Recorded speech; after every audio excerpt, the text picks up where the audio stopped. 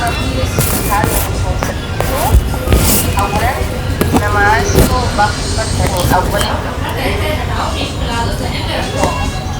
और उसके बहुत ज़्यादा असरात इंसान की ज़िंदगी में नज़र आने लगते हैं। जब भी लगाए तो आपकी नमाज खड़ी हो जाए करें। दूसरी चीज़ ये है कि जब शुरू हो क्लास शुरू हो तो आप लोग पहले ही वज़ू कर लिया करें। और तीसरी चीज़ है दर्स से पहले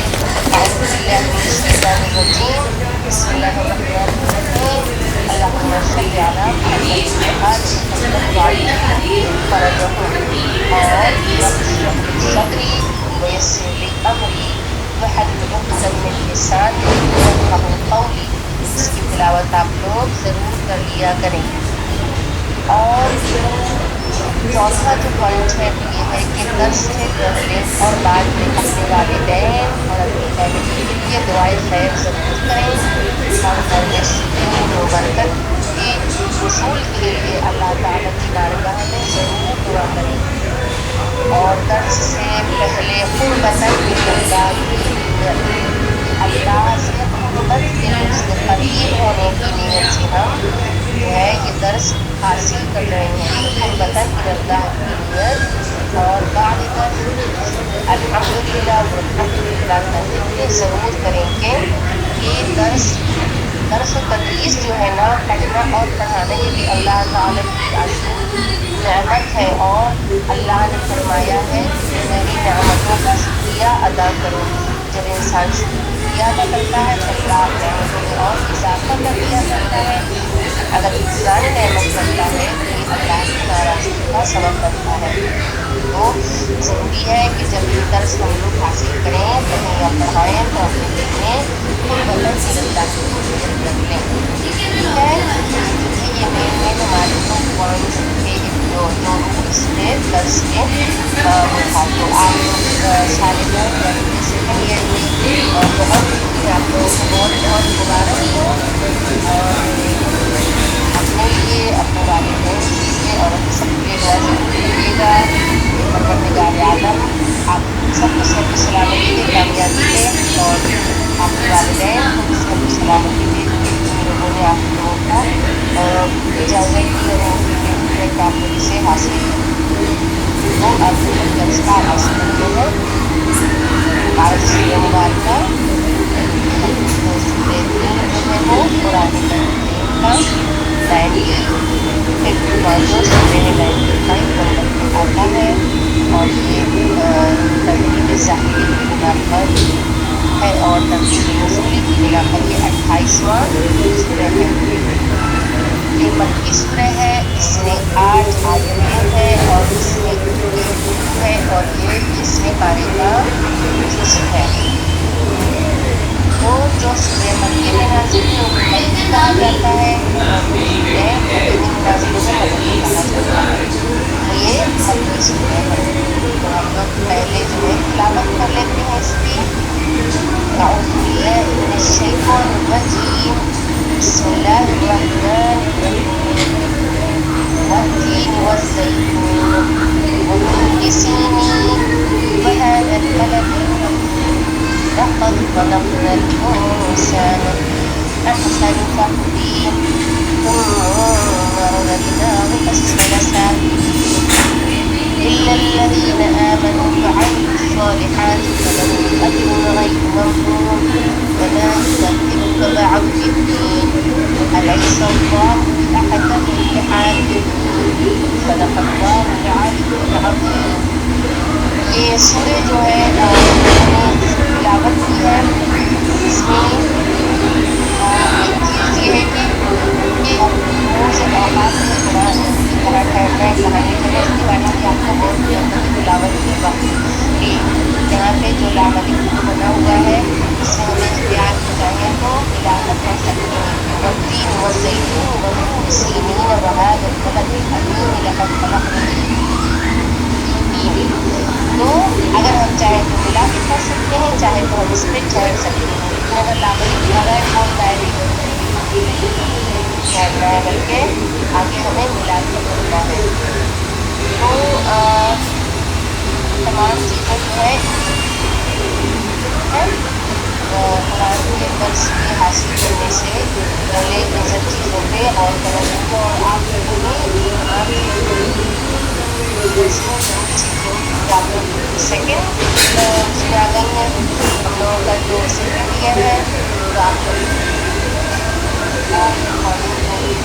کرنا ہے اور ڈیٹیلس آپ لوگوں کو دیا گیا ہے اس میں تمام چیزیں جو ہے وہ موجود ہیں دوستوں آپ لوگ ضرور سیکھ لیجیے گا کہ قرآن میں کہاں ٹھہرنا ہے اور کہاں نہیں ٹھہرنا ہے کہاں ملا کے پڑھنا ہے تمام چیزوں کے بارے میں اور اگر اس کے بعد سمجھ میں نہ آئے تو آپ لوگ مجھ سے پوچھیے گا تو یہ رہا سورہ اب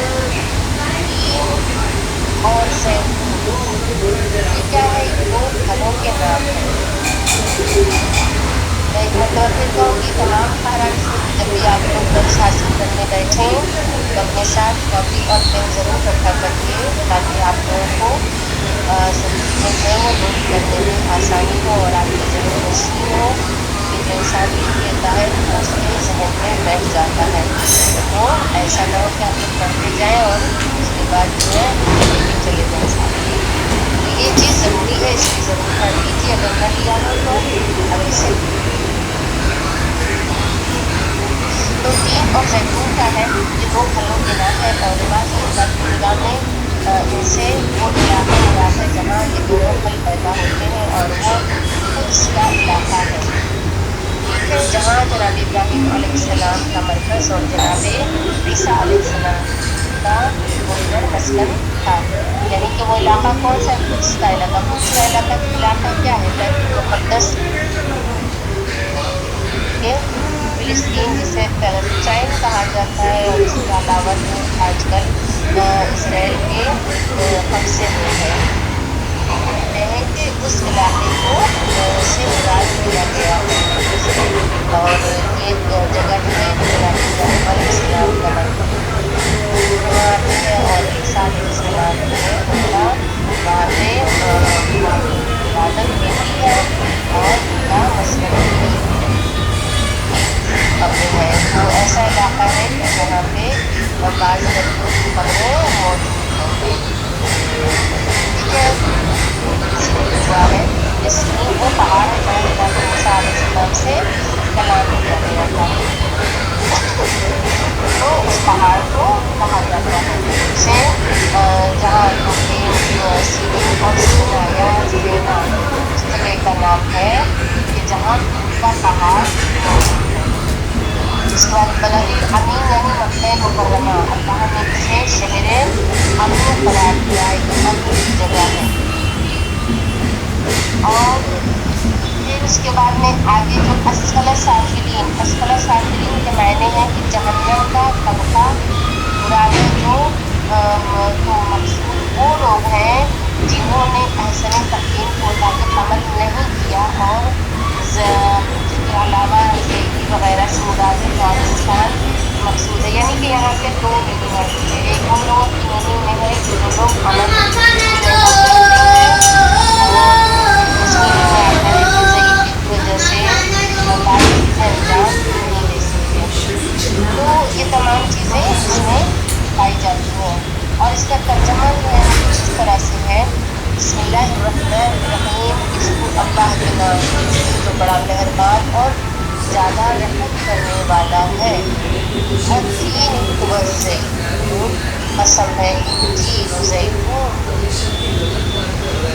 وطور سینین قسم ہے طور سینین وهذا البلد الامین قسم ہے اس امن والے شہر لقد خلقنا الانسان فی احسن تقویم ہم نے انسان کو بہترین ساخت سے پیدا کیا اللہ جو ہے وہ احسن الخالقین ہے اور اللہ نے ہمیں اشرف المخلوقات بنایا ہے پروردگار عالم کیا فرماتا ہے کہ ہم نے انسان کو بہترین ساخت سے پیدا کیا پھر ہم نے اس کو سخت ترین حالت کی طرف پلٹا دیا إلا الذين آمنوا وعملوا الصالحات فلهم أجر غير علاوہ ان لوگوں کے جو ایمان لائے ہیں اور انہوں نے نیک اعمال انجام دیے تو ان کے لیے اللہ خبر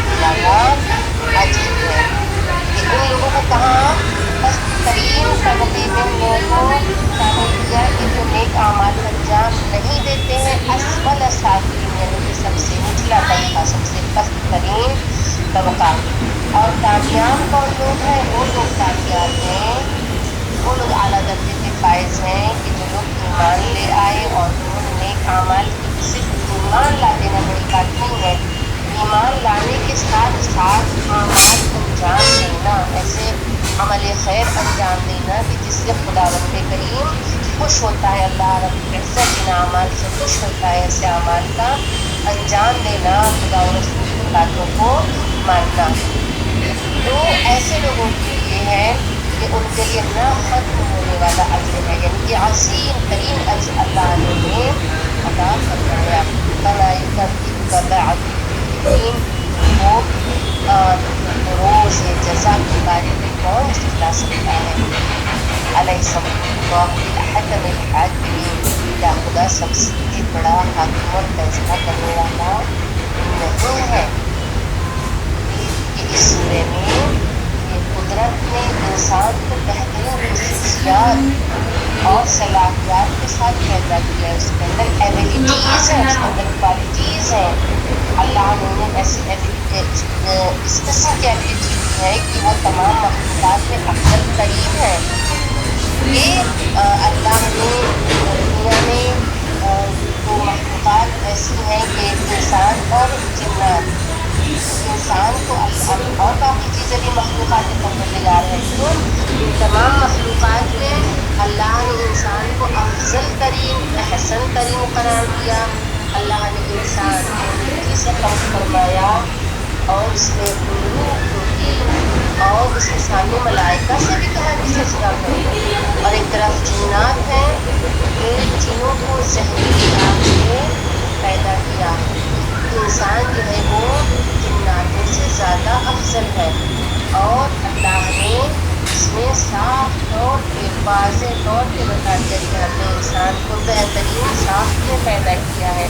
اللہ نے بہت سی کوالٹیز دی ہیں، بہت سی ایبلٹیز دی ہیں کہ انسان کے اندر سوچنے، سمجھنے، بولنے، لکھنے، پڑھنے، ہر طرح کی صلاحیت موجود ہے۔ دنیا کی ہر مخلوق کو آپ نظر اٹھا کے دیکھ لیجیے، ان کے اندر یہ کوالٹیز نہیں پائی جاتی ہے، کیونکہ انسان کیا ہے؟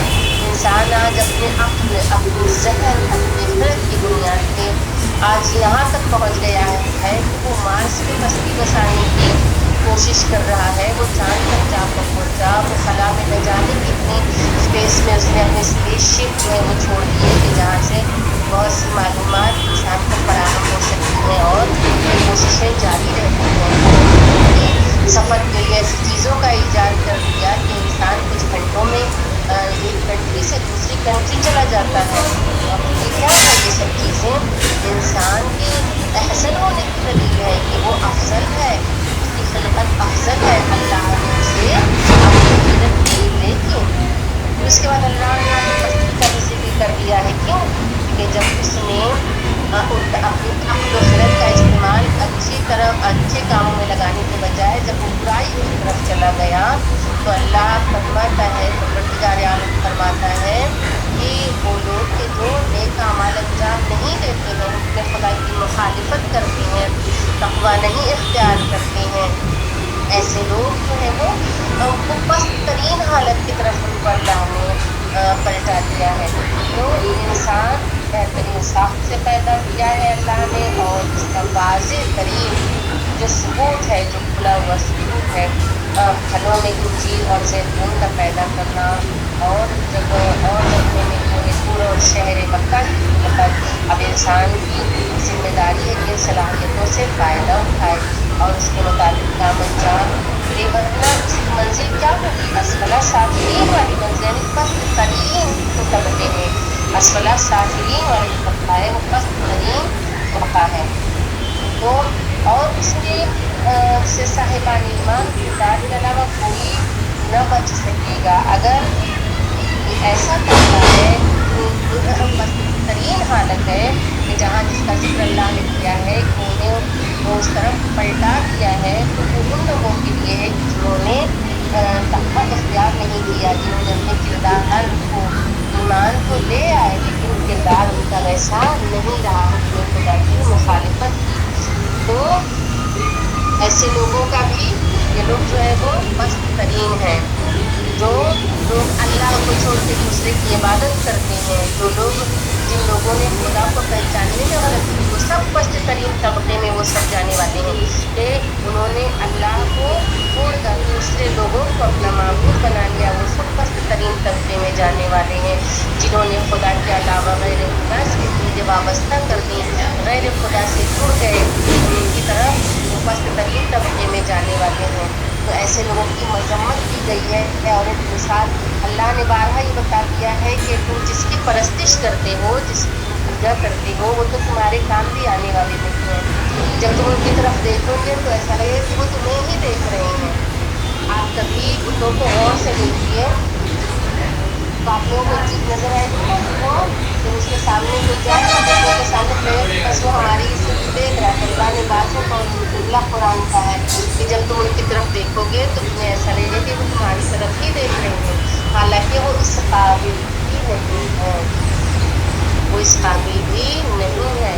اور بعض مفسرین نے تو یہاں تک کہہ دیا کہ ان کی پرستش کی جا رہی ہے کہ نجس جانور جو ہے وہ پیشاب کر کے چلا جائے تو بھی ان سے صاف نہیں کر سکتے. تو غیر خدا کی طرف انسان کا پلٹ جانا اللہ کو چھوڑ کر، تو یہ سب چیزیں کیا ہے، یہ انسان کو شدت اور رسوائی کی طرف لے جانے والی ہے. تو نجات حاصل کرنے والے کون ہیں؟ صاحب ایمان کردار ہیں، ان کے علاوہ کوئی نہیں بچ سکے گا. بعض مفسرین اسفل سافلین سے جو ہے وہ یہ مراد بھی ہے کہ یہاں یہ بتائیں کہ ضعیفی کو مراد دیا ہے، یعنی بڑھاپے کو، لیکن استثناء اس بات کی علامت ہے کہ آخرت کی منزل مراد ہے. کہ بعض مفسرین کا یہ کہنا ہے کہ جب انسان ضعیفی میں چلا جاتا ہے تو وہ پست ہو جاتا ہے. تو یہاں پہ جو مضبوط چیز جو ثابت ہو رہی ہے وہ آخرت سے مراد ہے، یعنی کہ ایسے لوگوں کو آخرت میں پست طبقے میں رکھا جائے گا. تو اور مومن جو ہے وہ سعید و کامران و کامیاب ہوگا، اور جو مشرک ہے وہ اسے وہ سعادت حاصل نہیں ہو سکتی. تو اللہ کو جس نے پروردگار کے فرمان کو پس پشت ڈال دیا اور روز جزا کا انکار کر دیا، تو ایسے لوگ بھی ہیں کہ جن کا یہ ماننا ہے کہ آپ لوگوں نے ڈائلاگ سنا ہوگا بہت کامن، 4 دن کی زندگی ہے، ہنس لو کھا لو اس کے بعد تو مر ہی جانا ہے. یہ زندگی صرف ہنسنے اور کھانے کے لیے نہیں ہے. اللہ نے مقصد خلقت بتا دیا ہے. تمہارے مقصد خلقت کیا ہے کہ عبادت پروردگار کرو اور تقوی اختیار کرو، اور اللہ کی راہ میں ہمیشہ جو ہے اس کی معرفت کے لیے سعی اور کوشش کرتے رہنا چاہیے، اور اسی کے سامنے سجدہ ریز رہنا چاہیے، اور یقین و اعتماد رکھنا چاہیے قیامت میں. جیسا کہ ماہ رمضان کے درس میں نے اصول دین بتایا تھا، جس میں اول توحید، دوسرے عدل، تیسرے نبوت، چوتھے امامت اور پانچویں قیامت کا جو ذکر آیا تھا. تو جو ہمارا جو عقیدہ ہے ان 5 چیزوں پہ جو ہے وہ مضبوطی سے ہونا چاہیے. یہ 5 چیزیں یعنی اللہ کی وحدانیت، یعنی اس کے ایک ہونے پہ ہمیں یقین ہونا چاہیے کہ بے شک اللہ ایک ہے. کیونکہ اللہ اگر 2 ہوتا تو یہ کائنات جو برباد ہو جاتی، تباہ ہو جاتی. مثال کے طور پہ ایک کہتا ہے کہ پانی برسا اور دوسرا کہتا ہے کہ نہیں پانی نہیں برسنا چاہیے، خشکی رہنا چاہیے. ایک کہتا ہے دن کرو، دوسرا کہتا ہے کہ رات کرنا چاہیے. اور اس میں بھی کوئی نہ کوئی تو جو ہے وہ جیت جاتا، تو جو ہار جائے وہ خدا ہو ہی نہیں سکتا. تو ہر حال میں اللہ ایک ہے اور ایک ہی رہے گا. جس پہ یقین ہونا چاہیے، اللہ کی عدالت پہ یقین ہونا چاہیے، اور اللہ نے جو میسنجرز بھیجے ہیں، جو نبی بھیجے ہیں، جو مرسلین بھیجے ہیں، ان پر یقین ہونا ضروری ہے. اور نبیوں کے بعد جو ہمارے رہبرین کا جو سلسلہ شروع ہوتا ہے، ہمارے رہبران کا، یعنی کہ جو ہمارے امام ہے، جو معصومین ہے، جو ائمہ طاہرین علیہم السلام ہیں، ان کی امامت پہ یقین اور اعتماد ہونا بہت ضروری ہے. اور اس کے بعد میں پھر قیامت، یعنی کہ ایک روز وہ آئے گا کہ جس روز پروردگار عالم جو ہے سب سے حساب کتاب لے گا. تو اس روز جزا پہ ایمان رہنا ضروری ہے. تو اس کا یہ ماننا ہے کہ جو کچھ ہے وہ اسی دنیا میں مر جائیں گے، دفن ہو جائیں گے، سڑ گل جائیں گے ڈیڈ باڈی، اس کے بعد کچھ نہیں ہونے والا. حالانکہ ایسا نہیں ہے.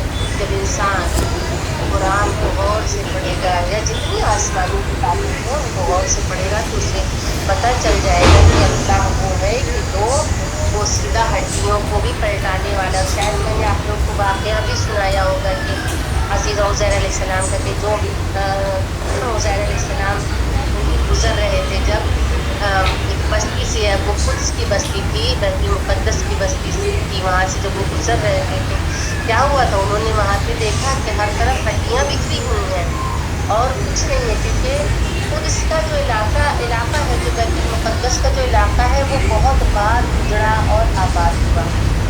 اللہ نے کتنی مرتبہ اسے تباہ و برباد کر دیا پھر آباد کر دیا. تو اللہ نے ایسی سرکش قوموں پہ بہت سے عذاب نازل کیے اور بہت سی قومیں ایسی ہیں جو دب گئیں, جس کا ذکر اللہ نے قرآن میں کیا ہے. تو آج میں ابراہیم کی تلاوت کر رہی ہے, ترجمے کی جب نظر پڑی تو اللہ نے اس میں کس طرح سے واضح طور پر بتا دیا ہے, بیان کر دیا ہے کہ ہم نے نہ جانے کتنی قوموں کو بالکل تباہ و برباد کر دیا اور وہ اتنی قبروں مٹی کے نیچے جو ہے وہ دب چکی ہیں. اب یہ غور کرنے والی بات ہے کہ آج کے دور میں ہم لوگوں کو بہت سارے سویلائزیشنس کا پتہ چل رہا ہے کہ وہ بستی تھی.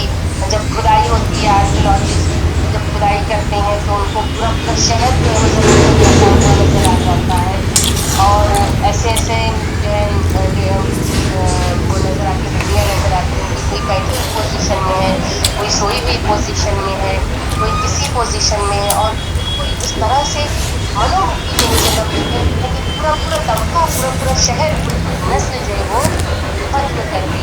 تو عجب بات نہیں ہے کہ شاید یہ ایسے لوگوں میں سے بھی ہیں کہ اللہ کی عذاب کا شکار ہوئے ہیں. یہ سرکش قومیں جو ہیں کئی مرتبہ بستیاں جو ہے وہ تباہ و برباد ہوئیں اور پھر اللہ نے آباد کیا کہ بیت المقدس کا علاقہ جو تھا وہاں بھی یہ تمام چیزیں ہوئیں. اور اس موقع پہ جناب جب نبی نے وہاں پہ جب سوال کیا جناب عزیر علیہ السلام نے کہ پروردگار یہاں جو ہڈیاں بکھری ہیں اللہ کی ہیں پھر سے دوبارہ کیسے زندہ کرے گا, یہ تو بالکل پوسیدہ بالکل جو سب کچھ وہ سڑ گل گیا ہے. تو اللہ تعالیٰ نے ان کے اوپر جو ہے نیند طاری کر دی تھی اور وہ 100 سال تک سوتے رہے اور ان کا جو خچر تھا, جو گدھا تھا, اسے انہوں نے پیڑ سے باندھ دیا تھا اور پھر اس کے بعد جب 100 سال کے بعد جب نیند ٹوٹی ہے اس وقت اللہ نے جب ان سے پوچھا کہ بتاؤ کتنا سوئے, تو انہوں نے ایک لمٹ بتا دی کہ اتنی دیر سے سویا, یعنی کہ ایک رات یا دن ایسی کچھ لمٹ انہوں نے جب بتائی تو اللہ نے کہا ذرا اپنی سواری پہ نظر کرو. جب انہوں نے اپنی سواری کو دیکھا تو سواری کی ہڈیاں گل چکی تھی, سب پوسیدہ ہو چکی تھی اور وہ بالکل سڑ گل کی گدھا جو تھا وہ ختم ہو چکا تھا. تو پروردگار عالم نے اس طرح اپنی قدرت دکھائی کہ اس خچر کے اوپر وہ ہڈیاں جو تھی ایک دوسرے میں جڑنے لگی اور خچر کے اوپر گوشت اور اس کی جو کھال وغیرہ تھی اور وہ لوٹ پوٹ کے جو پھر سے زندہ ہو گیا. یہاں تک ملتا ہے کہ جو کھانا تھا وہ بھی بالکل تازہ اور گرم تھا اس وقت. آپ ذرا تصور کریے کہ 100 سال تک سونے کے بعد جب ان کی آنکھ کھلی, اس کا مائک چالو ہے وہ پلیز میوٹ کر دیں, ڈسٹرب ہو رہا ہے. تو ان پوشیدہ ہڈیوں کو جمع کر کے حیات بخشنے والا کون ہے, وہ اللہ ہے جس نے ان ہڈیوں کو جمع کیا. تو یہ ایک طویل گفتگو ہے, میں نے ان شارٹ آپ لوگوں کو بتا دیا کہ اللہ کی قدرت وہ ہے.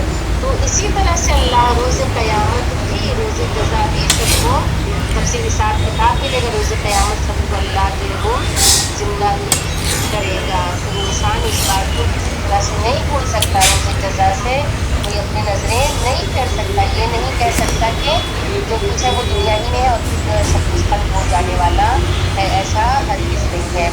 الیس اللہ باحکم الحاکمین, کیا خدا سب سے بڑا حاکم اور فیصلہ کرنے والا نہیں ہے.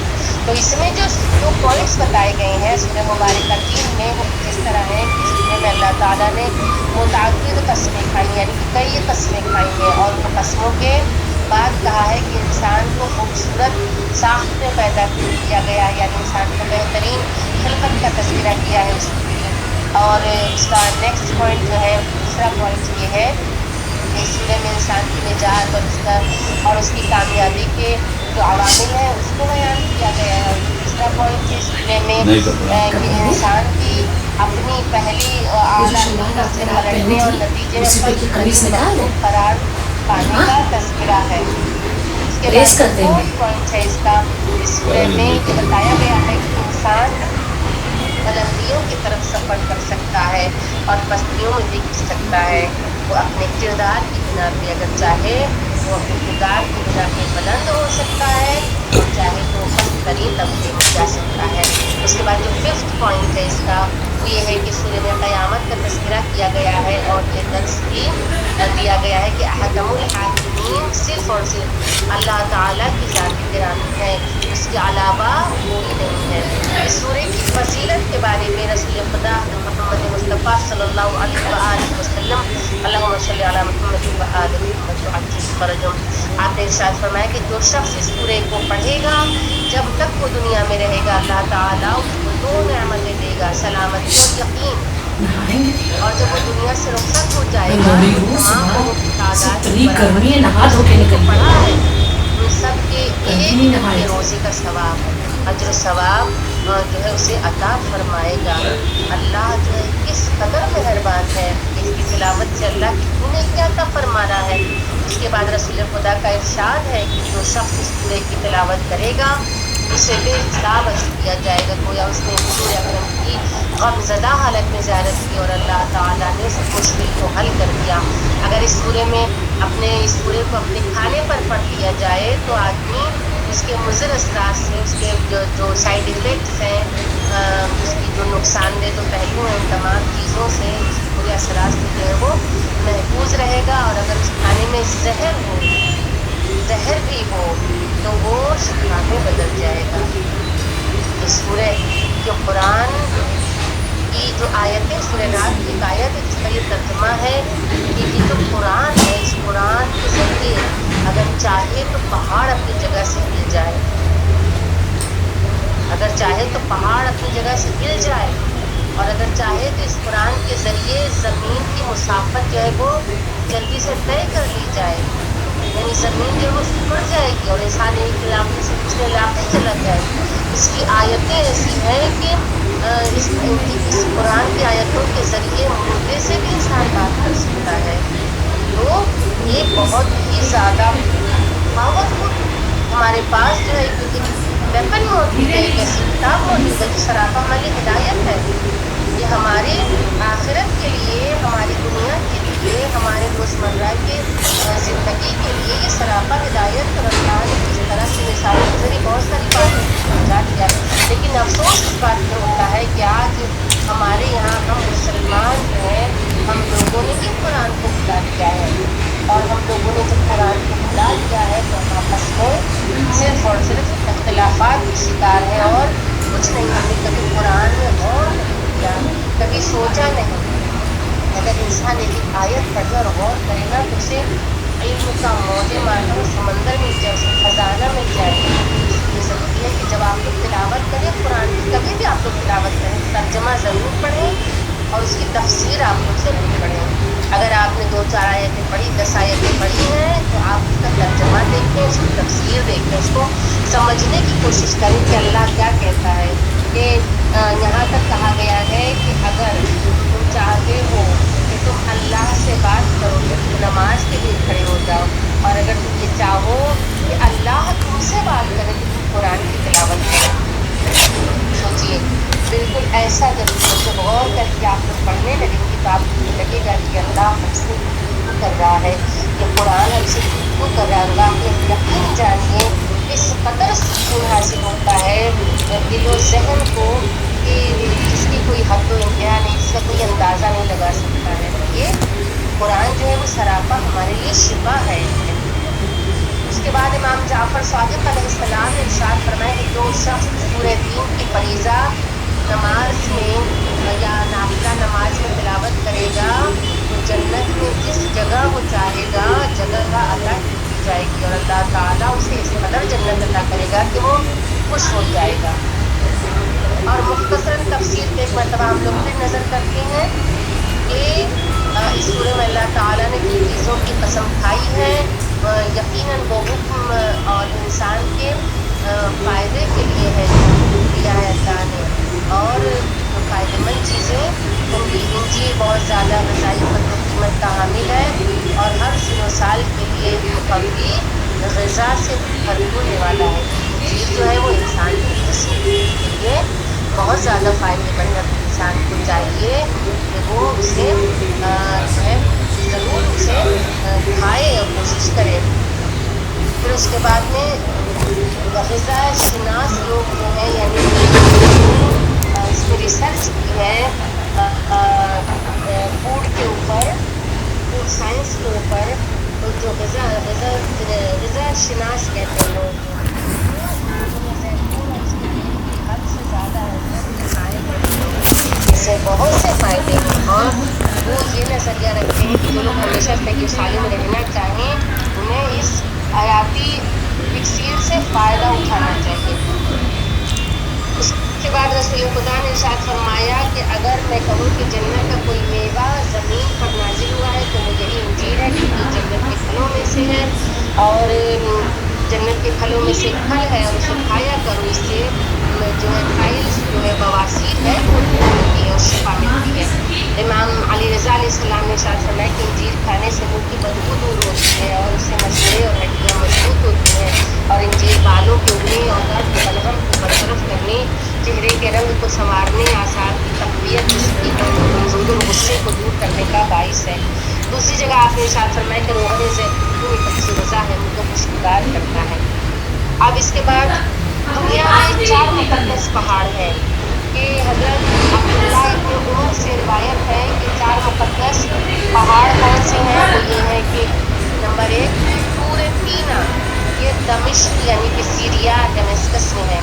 نمبر 2 طور سیتا، یہ بیت المقدس یعنی کہ فلسطین میں ہے۔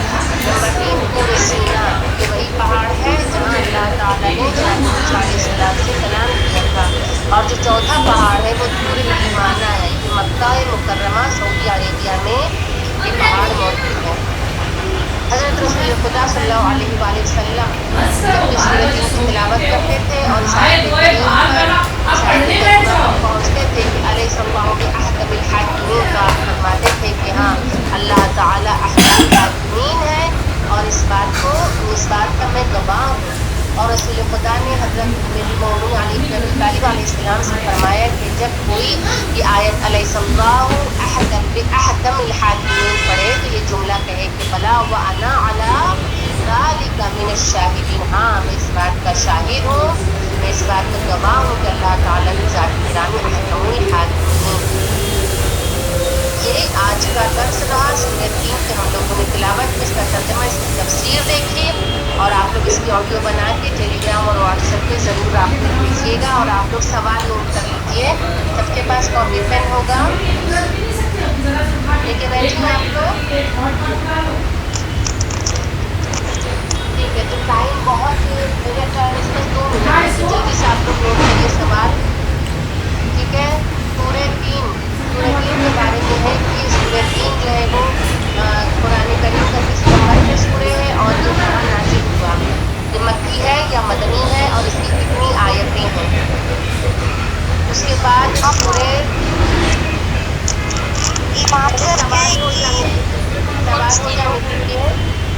سوال ہو جانے دیجیے آپ لوگ، اس کے بعد